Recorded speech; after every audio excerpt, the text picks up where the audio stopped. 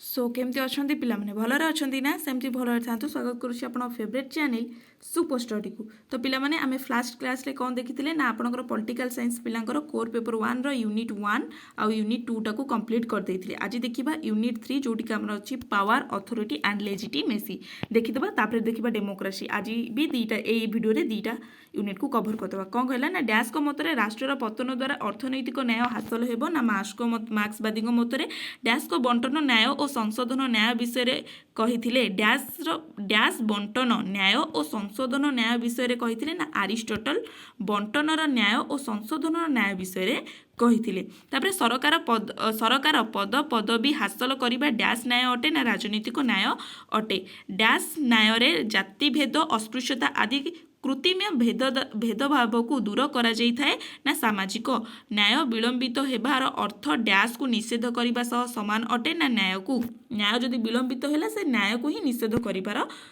समान अटे। तापर देला लाटिन शब्द डैश रु स्वतंत्रता आनीत होईछि जार अर्थ है कौन ना मुक्ति माने लाटिन शब्द लिबर रु स्वतंत्रता बा लिबरिटी आनीत होईछि जार अर्थ होछि मुक्ति। तापर देला सतत जागृति डैश रक्षा कवच अटे ना स्वतंत्रतार रक्षा कवच अटे। डैश मानक पई स्वतंत्रतार अर्थ राष्ट्रर विलय अटे ना साम्यवादी। डैश मानक पई क्षमतार विकेंद्रीकरण स्वतंत्रता को उपलब्ध कराई थाए ना गणतंत्रवादी मतरे। आईन और स्वतंत्रता परस्पर डैश परिपूरक। डैश मानक पई राष्ट्र परि विभिन्न संघर क्षमता लाभ स्वतंत्रतार महत्व प्रतिष्ठा करिथाए ना बहुलवादी मतरे। डैश को मतरे जेउठारे आईन नाही सेठारे स्वतंत्रता नाही का मतरे ना लक मतरे। डैश को मतरे स्वतंत्रता हेउछि अत्याधिक शासनर विपरीत लेसी सेली नुटा लेसी हबो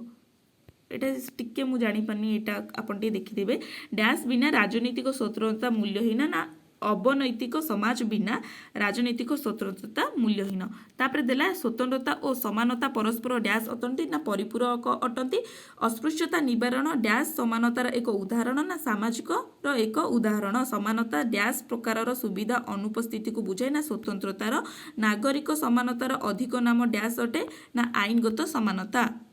तापर कहला डैश देशर राष्ट्र विप्लव प्रचलित असमानता विरुद्ध रे प्रथम आंदोलन थिला ना फ्रांस। जातिसंघ डैश घोषणा नाम सबु मनीष आईन मुक्त एवं मर्यादा और अधिकार दृष्टि समान बोली कहा जायछि ना सार्वजनीन मानविक अधिकार। डैश को मतरे जेउ सामाजिक सुजोग गुड़िक व्यतिरेक नागरिकर व्यक्तित्व उत्तम रूप से विकसित हो पारे नाही सेगुड़ी सुजोग को सेही सुजोग को बा सेही सब सुजोग को अधिकार कहा जाए ना लास्किंग मतरे। तापर क्वेश्चन देला कौन ना डैश को मतरे सर्वसाधारण मंगल उद्देश्य रे जेउ दक्षता दाबी करा जाई थाए और स्वीकृति पाई थाए ताकू अधिकार कुआ जाए ना ग्रीन को मतरे समाज द्वारा स्वीकृति प्राप्त और राष्ट्र द्वारा प्रदत्त तथा स्वीकृति प्राप्त सुजोग को डैश कुआ जाए ना आईनगत अधिकार। अधिकार और डैश गोटे मुद्रार दुईटी पार्श्व ना कर्तव्यर दुईटी पार्श्व। प्रत्येक वर्ष डैश तारीख रे मानविक अधिकार दिवस रूप में पालन करा जाए ना डिसेम्बर 10 को। डैश रो माग्ना कार्टा मानविक अधिकार प्रारंभिक सोपान थिला ना इंग्लैंड रो उपयुक्त पारिश्रमिक अधिकार डैश अधिकार अटे ना अर्थनैतिक अधिकार। तापर देला कौन ना प्राणदंड व्यवस्था डैश अधिकार विरोध करे सामाजिक। डैश द्वारा 1948 मसीह सार्वजनीन मानविक अधिकार घोषणानामा जारी होता ना यूएनओ द्वारा। डैश होची नारी मुक्ति नारी अधिकार संपर्कित आदर्शवाद अटे ना नीतिवाद। लिंगगत विषमता डैश समाज विरोध करे ना गणतांत्रिक समाज विरोध करे। तो आसीगला एठी आपनकर 2 मार्किया देखिदबा। कौन कहला ना परंपरा किपरि क्षमतार उत्स अटे। सामाजिक पदमर्यादा किपरि क्षमतार उत्स अटे। संपत्ति किपरि क्षमतार माध्यम अटे। तापर देला समानता काहाकू कुआ जाए। अर्थनैतिक क्षमता काहाकू कुआ जाए। आदर्शगत क्षमता काहाकू कुआ जाए। क्षमतार मार्क्सवादी तत्व कौन क्षमतार बहुलवादी तत्व कौन सॉरी एटा टिके देखि मु जूम कर देथिल तो जदी देखि नाथि टिके देखिदेबे जूम कर देथिली अधा कटि जाइछि ना। तापर देला कौन ना आलौकिक वैधानिक काहाकू कुआ जाए। तापर देला कौन ना सामाजिक वैधता काहाकू कुआ जाए। वैधता कहिले कौन बुझ। स्वतंत्रता संबंध रे बर्लिन को चिंताधारा कौन। स्वतंत्रता संबंध रे रफ ए हुएंग को चिंताधारा कौन। स्वतंत्रता कहिले कौन बुझ। स्वतंत्रता केतोटी प्रकृति दर्शाओ स्वतंत्रता को किपरि भावे सुरक्षित रखा जाई पारिबो उल्लेख कर राजनैतिक स्वतंत्रता कहले कौन बुझाओ उल्लेख कर समानतार प्रकृति संबंध में उल्लेख कर राजनैतिक समानता कहले कौन बुझ उल्लेख कर सामाजिक समानता कहले कौन बुझ अर्थनैतिक समानता कौन से तो उल्लेख ये स्क्रीनशॉट पिला माने नहीं जाओ मु लगातार एते जे आसी पुणी गोटे कॉल आसिला मु पुणी ताको काटिक आउ थे मूलरू आपण वीडियो बनैली आउ एते कही होनी तो आपन टी स्क्रीनशॉट नहीं जातु पढ़ीदेवे स्क्रीनशॉट टी नहीं जातु मु आसी बहुत बाट पुणी गोटे कॉल आसिला मोर आउ एरोप्लेन मोड कर भी ध्यान नहीं तरतर ही बनईदेली तो फिर से पुणी मूलरू बनने को पड़ा नहीं गले स्क्रीनशॉट एते किछि एतरे पढ़ीबार तमे खाली रीडिंग मारिबो तमे एते क्वेश्चन देखि डरी जाउछो बहुत सारा क्वेश्चन तम नोट्स आगे सिमिलर थिबो खाली एक्स्ट्रा किछि थिबो ताको रीडिंग मारियार अछि बहुत सारा क्वेश्चन देछि आर भीतर 2-3टा आसीबो तो आमु तो स्टूडेंट माने आमु सब जिंस पढ़ाइबो आसीबो तापर देखिबा लास्ट यूनिट जोडी आपन डेमोक्रेसी अछि कोन देला वर्तमान प्रत्यक्ष गणतंत्र केउं देश में प्रचलित ना स्विट्जरलैंड निम्नोक्त मध्य केउंटी गणतांत्रिक राष्ट्र नुहे ना चीन गोटे गणतंत्र राष्ट्र नुहे से कौन ना प्रभुत्ववादी राष्ट्र तापर कौन देला प्रत्यक्ष गणतंत्र अन्य नाम कौन ना विशुद्ध गणतंत्र निम्नोक्त मध्य केउंटी प्रत्यक्ष गणतंत्र पद्धति नुहे ना परमा देश केउं देश रे सर्वप्रथम गणतंत्र प्रतिष्ठा होइतिला ना ग्रीस रे सर्वप्रथम गणतंत्र प्रतिष्ठा होइतिला किए कहितिले गणतंत्र हेउची लोकमानक द्वारा लोकमानक पई एक सरकार नानी अब्राहम लिंकन कहितिले से किए ना यूएस रो प्रेसिडेंट 8th प्रेसिडेंट थिले माने अमेरिका रो 8th प्रेसिडेंट थिले किए कहितिले गणतंत्र अयोग्य शासन ना फागेट कहितिले एहा मध्य रे केउंटी फरासी विप्लवर आदर्श बाणी नथिला कौन ना अधिकार नथिला एहा मध्यरु फरासी विप्लवर आकर्षणीय किए थिला ना ए समस्त स्वतंत्रता थिला समानता थिला प्रभुत्ववाद थिला तापर कोन ना नक्सल आंदोलन प्रथमे केउ राज्य रे आरंभ होइतिला पश्चिम बंग एटा किछि इंपोर्टेंट नै आपनकु मु एट देखोछि नक्सल एते नै परोक्ष गणतंत्र अन्य नाम कोन ना प्रतिनिधिमूलक गणतंत्र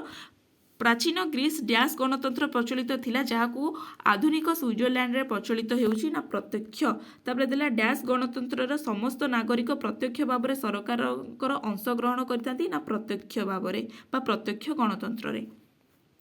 तापर देला निर्वाचन हेउछि डैश गणतंत्र रो मुख्य नीति ना परोक्ष बा प्रतिनिधि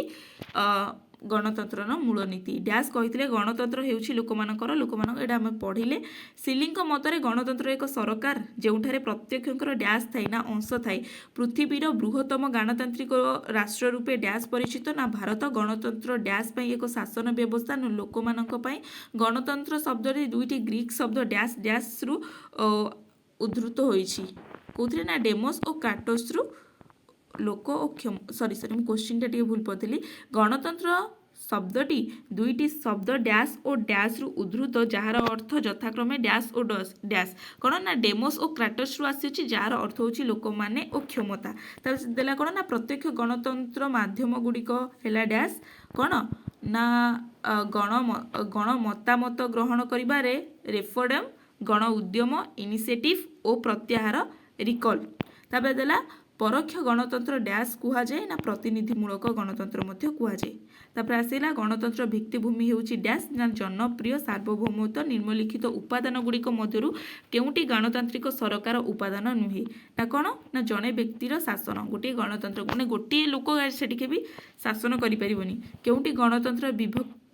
विभव अटे ना उपरोक्त समूहटी जोटी राजनीतिक गणतंत्र सामाजिक गणतंत्र अर्थनैतिक गणतंत्र भी रहिबो परोक्ष गणतंत्र डैश नाम मध्य परिचित ना प्रतिनिधिमूलक गणतंत्र आम सब पढ़िले बस बहुत जिनस ये पढ़ी देछि एटी देखो गण मतामत ग्रहण बा रेफरडम एक डैश ना नास्ति सूचक माध्यम एटा नास्ति सूचक माध्यम तबे देला गण उद्यम बा इनिशिएटिव अर्थ ना आईन प्रणयन पई प्रस्ताव स्विट्जरलैंड रे गोटे कैंटर रे लोक माने आईन प्रणयन और शासन प्रक्रिया प्रत्यक्ष अंशग्रहण करने व्यवस्था को डैश कुहाए ना लेंस जेमिंड ताको कुहाए तापर भारतर केउं राज्य रे केउं ग्राम को नक्सलपंथी एटा किसी आवश्यक नहीं नक्सलपंथी ऊपर देछि भारत 2011 जनगणना अनुसार पुरुष साक्षरता किसी आवश्यक नहीं केबे निज अंचल रे विकास चाहूथिबा मतवाद केउं नाम रे परिचित आंचलिक मतवाद एट देखो केबे बा किए निज अंचल रे विकास चाहूथिबा मतवाद हेउछि मतवाद केउ नाम रे परिचित ना आंचलिक मतवाद जे माने निज ग्राम रे जे मतवाद चाहूछि तो ऑब्वियसली आंचलिक मतवाद ही हबो तापर निम्नोक्त मध्य केउंटी गणतांत्रिक समाजर एक लक्षण नुहे एटा देखि दो टिके जोटा टिके इंपोर्टेंट लास्ट को इंपोर्टेंट नथिला बट फिर भी मु गोटे पेज पीडीएफ करी आनी देखिदेव जदि हम पढ़ीदेव मन ना से किसी नहीं बहुत मेजर जिनस आम सब ऊपर देखीदे ये मेजर जिनस सब आम ऊपर देखीदे जा दिमार्किया को दिमार्किया कौन ना वर्णनात्मक प्रतिनिधित्व कौन प्रति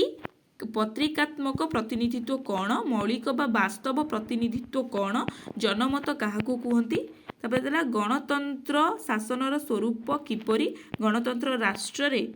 कदेला गणतंत्र राष्ट्रर स्वरूप किपरि गणतंत्र समाजर स्वरूप किपरि गणतंत्र जीवन प्रति विशेष दृष्टिकोण किपरि थाए तापर देला प्रत्याहार काहाको कुआ जाए गणतंत्र कौन प्रत्यक्ष गणतंत्र कौन परोक्ष गणतंत्र बा प्रतिनिधिमूलक गणतंत्र कौन प्रत्याहार कौन रेफरम बा गणमतावाद ये सब पढ़ ये सब दी मार्किया बहुत इंपोर्टेंट गण उद्योग बा इनिशिएटिव कौन लिंगगत वैषम्य कौन तापर देला आंचलिकतावाद कौन